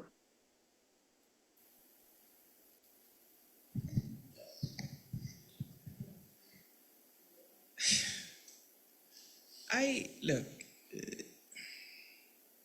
I'm trying to keep it civil. The Prime Minister, unfortunately, has to dance to the tune that his controllers are playing, eh? And I believe that the instruction has been given to do everything to make sure that we don't look bad. Circle the wagons, thanks David, as it were. For you not to understand as a leader that this is a national tragedy that requires a national response, and that, frankly speaking, and this is probably why we need to have civic education, that the government consists of the legislature, of which the opposition is a part, then it means that you shouldn't be leading this country. Because at a time when you should be using every resource that you have nationally, at a time when people like David Patterson should be at the table to bring institutional memory to bear, you have time to talk about opposition elements and about who's not running the search and rescue, etc. It is a level of pettiness that this government continues to have that has us in the place that we are now, where we got 100 of our Guyanese brothers and sisters and children and babies at the bottom of the ocean, and we can't get. They have a lack of focus that is appalling. They're focusing on the very, very wrong things. So you know, I pity him, really. It is unfortunate, but I think it is a good indication to the people of Guyana that elections have consequences, and they will know what to do when the next election comes around. On the point of, the last point that you made about politicizing it, I think that the government has an inability to distinguish between accountability and politicizing. For them, they would prefer that you not speak of it. Well, as indicated by our presence here today, we're not having it. And really and truly, we really have lost confidence in this government. We've lost confidence in anything that they will say. And I want to encourage you, the media, to keep your foot on their necks, keep their feet to the fire, because the people of Guyana deserve the truth. And the truth has to go wherever it will lead. I trust that answers your question, Mr. Day. Thank you. To answer the question, quite frankly, listening to the Prime Minister say that these calls by not just the opposition, because to the best of my memory, the person did say that persons from the general public did call, as well as opposition parties calling for Bishop Edgell to resign. And he said it was noise. It's ironic that he said that he has no problem with democracy somewhere along the line in that same statement. And what I thought it was is disrespectful. It came off as though the Prime Minister is disconnected from the realities of what is happening in this country. And that same disconnect with the reality that we face as Guyanese is also shared by the Minister who was silently sitting next to him, Bishop Edgell, with a smirk on his face. I think that is also shared in the language and the tone in which he has been speaking, and in some instances almost shouting in the faces of Guyanese during a time like this. At a time like this, he could not contain himself. I don't know. I don't want to go there, but it is sad and it is wholly unfortunate that we have this level of ignorance being displayed at such a level. And again, to reinforce the point that at such a time like this, as it relates to the politicizing of this tragedy, it is a strategy that I believe is being used by the government to silence anybody who is not them. And so you hear, regardless of what you come out and say, the opposition leader goes out into the waters there. He's politicizing the thing. APNU people go out and they have a vigil. Oh, they're politicizing. Somebody else goes and they do something else politicizing. So really and truly, that should stop us from doing anything at all and allow the government to function in this ignorant manner that they have been functioning in. And we're not going to have it. We are not going to sit by. We're not going to be bullied by this government, regardless of who it is. And to reiterate what was said earlier, as I think it is very important, at this juncture, when we are in this emotional, fragile state as a country, I think we should not be seeing Bishop Edgell at all, or the Prime Minister at this point. They have done sufficient damage to an already wounded Guyanese society, and they need to step back, to step aside, and to allow someone else to take the front. We have not heard anything at all from the President. We have seen that he's back in the country. He has not even addressed us. And that too is a reiteration of the disrespect that we have seen by both the Prime Minister and Minister Juan Edgell. Thank you. I'd not only like to call on the President of Guyana to remove his mask when he's addressing the nation. I saw him stood next to two police officers who were themselves unmasked. And I've just seen him in masks and the gloves since his return. But let's speak to this issue of politicization of this issue. I'm sad to report, but this is an intensely political issue. From the time you have a vessel that is managed and administered by the state, that is 87 years old, that is traversing a route with passengers, paying passengers, mothers, children, we've gone through the list. It is a political matter because it's the state's responsibility to not only set up the regulatory environment and framework within which that vessel operates, but to adhere to safety protocols, to make sure that everything is done in a proper manner so when people board a vessel, they can get off the vessel at their destination. That if an emergency or something should happen as they're traversing the route, there would be an AIS device on the ship to enable us to find it. All the necessary protocols they would have, as Mr. Patterson says, they would have an overabundance of life jackets based on the calculation of the number of persons that can fit on the vessel. And it would not arbitrarily change from 150 to 390, because I'm sure any of us that came here today in a car would not expect to go outside and see what we knew was a seating capacity for 5 turn into 15 just because someone gave it another number. And a boat is not a minibus. And this is a why I said that is because this is a cultural problem. So it's not a matter of us trying to politicize it. It's a matter of us trying to bring attention to something that's a systemic problem and has persisted for many years. Corruption kills, and we can finally see that corruption kills. It should not have gotten to this point, but our poor safety culture has persisted for long enough that we waited until such a great tragedy brought our attention to it. But this has been a political issue for many years. It's been a political issue since people were complaining about overcrowding on the minibuses and other forms of transport. It is very much a political issue, and we will not shy away from that fact. And I would hope that the politicians that are currently gaslighting the nation reconsider their position. There's a duty of care to every human soul on board of that vessel, and they have been failed.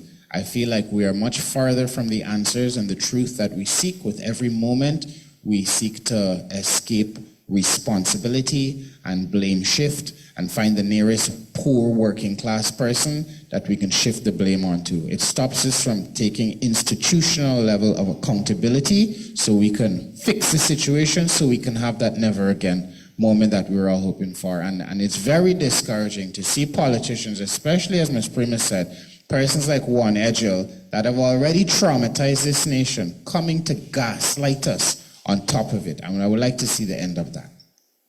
Francis, while I'm stealing the mic from you because it's still BPAC's mic, we got to ask the tough question and the elephant in the room. Why is this only for the indigenous people?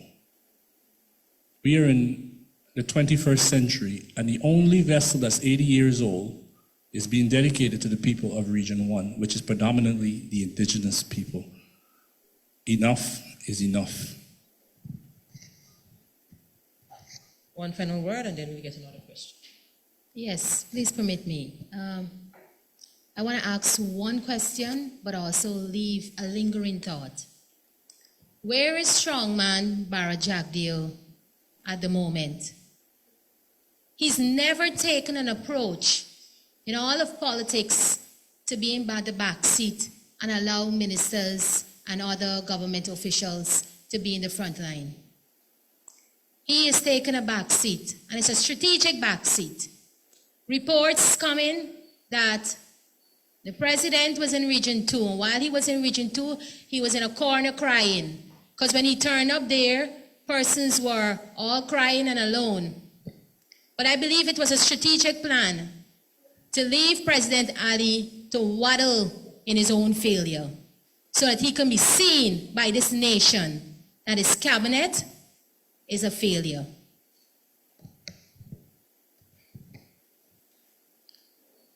Question? The Kaitra News? Just a second. Oh, Delon? Okay. Marvin K2, Nightly News. Oh. I am going to request one person from each political party represented here answer this question, but I would like to start with Mr. Patterson. Given that you were the minister responsible when Fly Jamaica crashed, which could be considered a mass event, as a former minister of the sector, let's say this issue approach it being the subject minister? Oh, absolutely differently. First and foremost, you have to be respectful. And when I say be respectful, less than 12 hours after the unfortunate incident, there's a TikTok video of Edgel getting up. The vessel was not overloaded. This is, I want to stop you, and he's there at the top of his voice, literally berating the feelings, the eyesights, the memories of the survivors. Every single survivor that you interviewed said that the vessel was overloaded. And these are not persons like me and you. I mean, if I jump on, I've traveled on it once. Again, not Barima, Kimbia, going up to the northwest. But these persons travel every single month, year. So they would know just by eyeballing if it's got more people than normal. So first thing you have to do is respectful.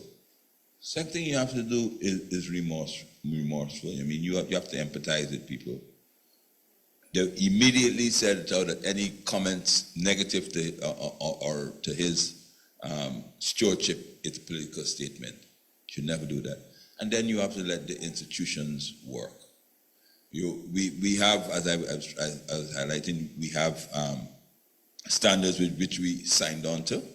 Because when the Flight Jamaica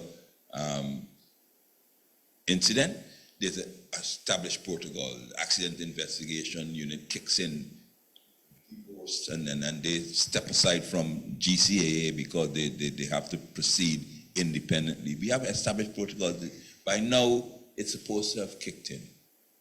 The preservation of evidence and those things are supposed to kick in. You're not supposed to. First, I understand people saying that the captain was tested positive for drugs and those things like that. You know, that was the first thing that Edgell wrote to deflect. The rest of the two people, you know what I mean? Because, like a man on drugs, so therefore he overturned the boat, and then he's throwing red meat to his supporters for them to devour rather than being professional. You know what I mean? So they arrest the entire management team, the traffic officer, the traffic manager, the store supervisor, the loading manager. However, they've done nothing, but the complaints have been that the ministry themselves had generators, ATVs, and those things like that. He's done nothing to the engineer or his PS, who would have said, let's rang them up and said, look, I need to get these things up because if you don't do it, the usual thing, if you don't cooperate them, you're anti-developmental. You know what I mean? So it's a question of following your established norms. And then finally, I want to make a statement on search and rescue. We all knew that Mark Phillips was clueless. We all knew that. You know what I mean? No, come on. We all knew. He's an affable fellow. You meet him and you speak to him and he's affable and so. However, when they came in, at the advent of oil and gas, search and rescue, and a man here who can speak more on this thing, search and rescue became a paramount importance in this country. Our offshore oil finds and productions, they're all offshore. If there's a disaster, God forbid, let's use this area as a blueprint for what would happen if one of those SPSOs got into any danger. You could see it out that they're dead because these guys got helicopters, can't fly. The Coast Guard boats don't even know what they're doing. So, but the search and rescue, which was supposed to be an independent body in every other country under this Coast Guard, is an independent body. They move it under the CDC, what is it, Civil Defense Commission, who are a coordinating agency that handles hampers. Right? No, you may smile, but when you sit down and think about it, I mean, and they're talking about, oh, this and this, the CDC is civil, and when there's a flood, they're there. They have no capacity to do this to do search and rescue. It's a delegated thing. That's under every other country is under this Coast Guard, and they have established units, established protocol. No, it's under the Prime Minister, so that he gets $6 billion a year, and he never comes to it, and he uses it for political propaganda. But he is clueless. But you mean, I say one eye man is king and blind eye man country. So he's looking good now, right? But it's a series of clueless persons. But we would have done it totally different. Because, of course, we had our search and rescue, there was a search and rescue policy and establishment in progress in 2020. That would have been up and running. The protocols would have been established and the technical work would have kicked in immediately. Thank you.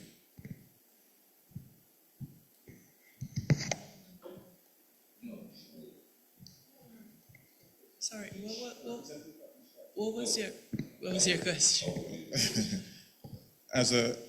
If you were in the minister's position, let's say this issue faced you, how would you approach it being the subject minister?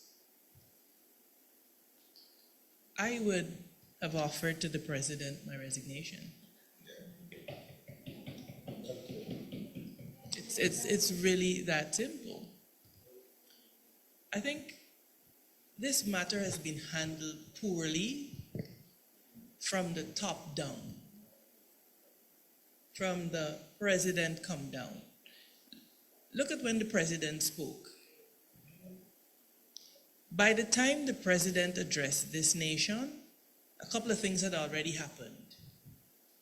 One, Ejil had already, in a most bellicose manner, said to the nation, the vessel was not overloaded. That was the early morning, right? By the time the president spoke to this nation, they had started to reverse the position, because I think he came in the next day and he addressed the next day. By that evening, by the evening of Sunday, they had started to reverse the position and saying, oh, the vessel was overloaded, the manifest was fraudulent, and we had more than we had. But the captain had cannabis. So as a president of a nation that is possibly facing the most grave catastrophe my nation has ever faced, with hundreds of Guyanese possibly dead at the bottom of the ocean, one would have thought that Irfan Ali's approach would have been different. For me, what should have been done is that as president, he should have immediately required that the minister, the head of the Maritime Administration, the head of the Transport and Harbors Division, proceed on leave to facilitate a full and independent and impartial investigation. I would have said that to the nation. At least my people are aware that, listen to me, I am not about to stand nonsense in this. There's too much happening here, and we've got to get to the truth of this, because this can't be allowed to happen again. Instead, what you see is an instinctive circling of the wagon, and you come in to tell us empty words that we have already experienced the day before when you were not even in the country. And so the fact that he was not even there the day, one would have expected that he would come and say to this nation, I've asked the minister, the head of MARAD, who's the regulator, the head of the Transport and Harbors Department, who's the operator, to proceed on leave to facilitate an investigation. Then he should have announced, as the president, maybe a task force comprising, I would say, members of 3 government MPs, 3 opposition MPs, private sector persons, indigenous representatives, maybe the human rights organization and another civil society organization that will report to me as the president on all things MV Barima. And then I would have called immediately on my international partners to say, look, NTSB, we need your help. We don't have the expertise here. We need to begin immediately to secure an independent and impartial investigation, because I cannot afford to lose 130 Guyanese lives again. And that should have been the statement that one would have expected from Irfan Ali. Instead, we get platitudes. We get, oh, no stone unturned, no, we must love, and yes, we love you, but we want the truth as well. The two are not mutually exclusive. So I think that that is how I would have approached it. My response is a quick one, and MP Tabitha can hear me out. When she asked if I would speak on the win, from the win aspect, I said there's one sentence I would say, and MP Amanza echoed it. I would resign. And I would quote this here that I have written in my script. Ministerial responsibility means accepting responsibility not only when systems succeed, but when systems fail.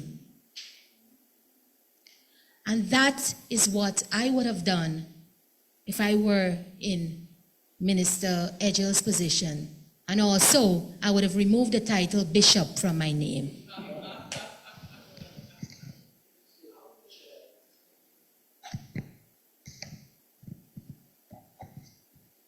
Okay, I'll give a few words. Sorry about that. I'll give a few words on behalf of VPAC. I have had time to think a lot about this particular question.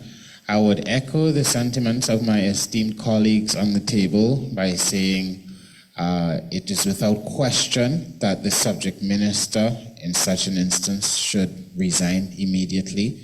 Last night, I saw someone share a few posts on social media that showed country after country. I think it was South Korea. The prime minister resigned. There were a number of countries where there were ferry disasters, and the subject minister or even the prime minister resigned or they were fired, right? So I think that goes without saying. Now, given the standing allegations that our president was at a World Cup football game, which remain to be confirmed, because we have still not seen a single photo from that 24-hour period, right? But so it's alleged at the moment, and we're waiting on further confirmation. But given that our head of state was out and people in his own cabinet were not aware of it, then I think the circumstances change a little bit. And as the subject minister, first of all, there would not be 2 GDF helicopters that reportedly had their ground systems unit fried, sitting unserviceable in a hangar that could not make it to the site. I think the systems that should have been in place beforehand were not. To my knowledge, there's no regular testing of the life rafts, of the life jackets, so it was almost like a suicide mission. But what I would have wanted to see is a more immediate response, people being mobilized to the site. If the vessel had an AIS locator as it was supposed to have been, we would get more than an average of where it was and known directly where that asset was. People could have been mobilized. They have search and rescue helicopters that are working with Exxon. I believe those should have been requisitioned.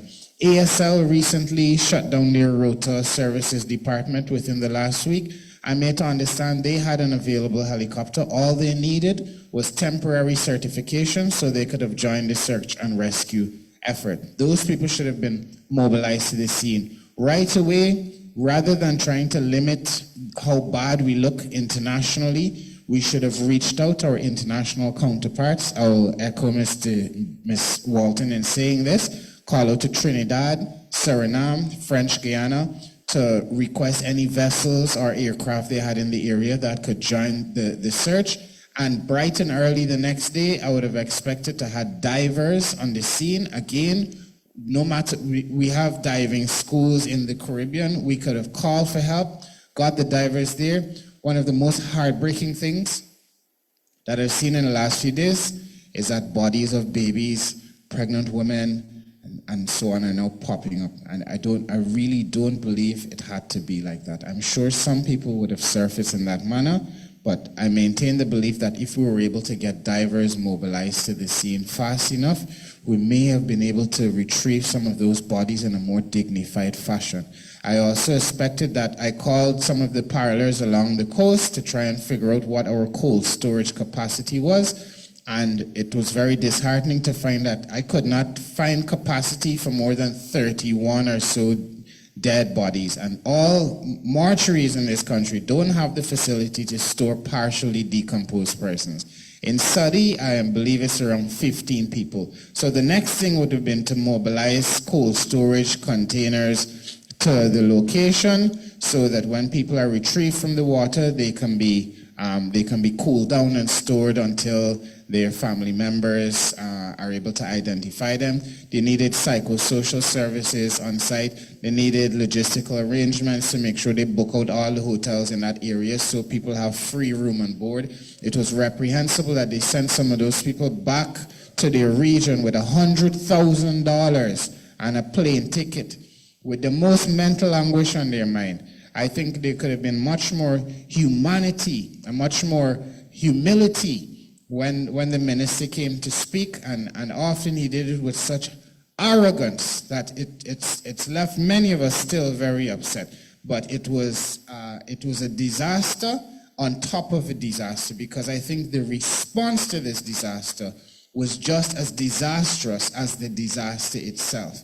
And when those things are completed, you make sure you get the divers and you start retrieval of bodies and you figure out the cold storage and the psychosocial support and then the financial support, not compensation, just the support people need or to bring families in. Then you could start thinking about things like coordinating salvage crews so we can make sure that at some point we have a salvage crew to come and float the vessel up and then take it for some sort of forensic investigation. I know when planes crash, divers go, they retrieve all the little fine bits of foam and wires and they reconstruct it in a hangar somewhere so that subsequent to a forensic investigation, they can identify exactly what went wrong, and exactly how to prevent it happening again. And I think we need to get to that stage in Guyana where we do not just stop at outrage when these things happen, but we move beyond that and we come to this place where we decide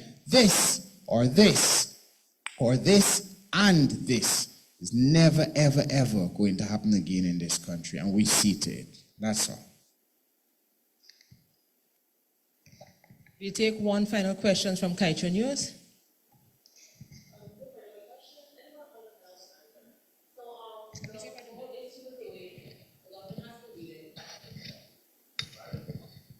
Good morning. Anasta Williams, Kaito News. There has been a burning issue. A lot of persons will have been questioning the way in which the government has been handling Minister Edgell. And I recall at the first press conference, the Prime Minister basically said that to send him home, quote unquote, would be the president's call. So my question to the opposition is, what action will you be taking to Parliament? Has there been discussions for you to basically seek a motion of no confidence, or maybe a select committee, if no action is taken between now and the next reconvening of Parliament, to address the way the government has been dealing with Minister Edgell, seeking that this tragedy has occurred under his ministry? Thank you for the question. From the point of view of Parliament, all of those options are on the table. We are in discussions in terms of a motion dealing with the issue. There's a video that is actually circulating about what the minister said in 2023 as it relates to the vessel. And is it then that he lied to Parliament at that point, or something happened after he made that statement?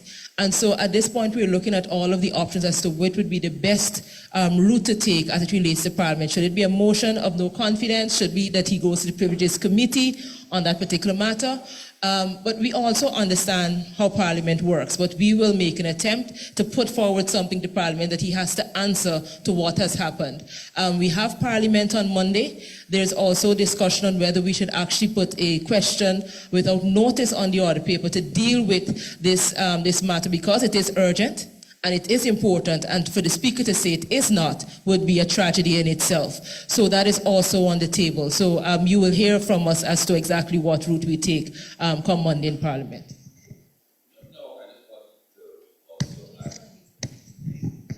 Yes, I also want to the public can play a part of it. You can start a petition. And I probably would urge you to do that. You start a petition online, whatever it is, and then when it's completed, you can hand it in to your MP and ask them to lay it into Parliament on behalf of the people that you would like this particular individual who you no longer have confidence in. Even if you voted for him previously or not, you no longer have confidence in him, and we, the people who signed this petition, are asking him to be removed. So you can do that as well. Okay, it has been 2 hours, just about that. No, not any further. And I would like to thank you.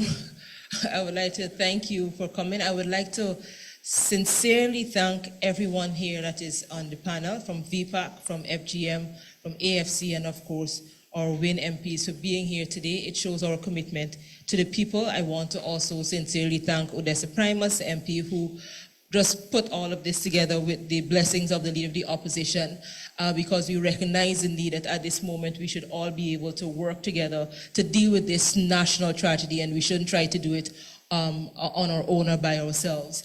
And so as we move forward, we've put on the table what it is that we expect moving forward from this government, but we also know that there are hardly likely to listen to us, and so it has to be some sort of pressure from the people and from our end as well. And so you will be hearing more from us on these matters. So thank you very much for coming. Thank you very much for all those who tuned in on the social media and the members of the media who were on Zoom.